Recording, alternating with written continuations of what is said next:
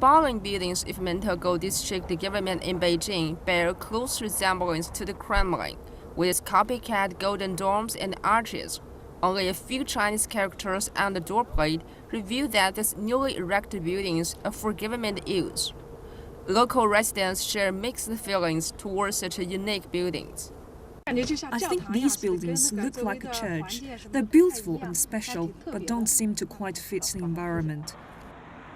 Beijing is not alone in producing grand buildings that imitate world-famous landmarks. From the imitation White House in Anhui Province to the residential compound called Thames Town in Shanghai, the Chinese taste is sometimes more in favor of Western-style architecture. Looking up at cathedral-like architecture, the poor imitation of Russian design may soon become the landmark in the area. Modern buildings can be built in no time at all, but it's harder to find Chinese creativity and design in these buildings. A local design master shared his concern. Cui Kai has had his own studio for more than 10 years.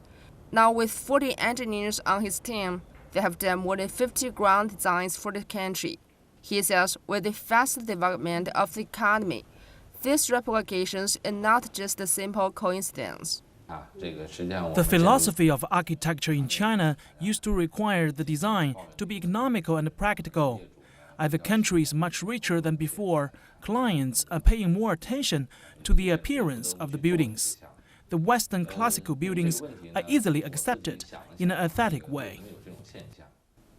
But the country's culture and identity will no longer be carried over with these buildings. According to Cui, the replication of Western-style buildings may pass down messages that make our descendants confused.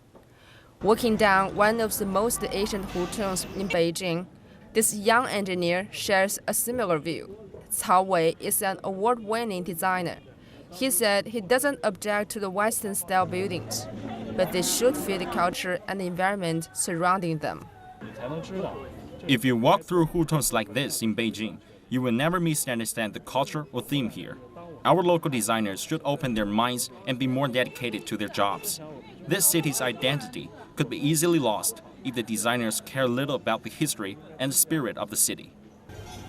Cao said he is working on a project to find and preserve Beijing's cultural identity. He hopes years later, the hutong he is standing in still will be the same way it is now. Chang Li, CCTV, Beijing.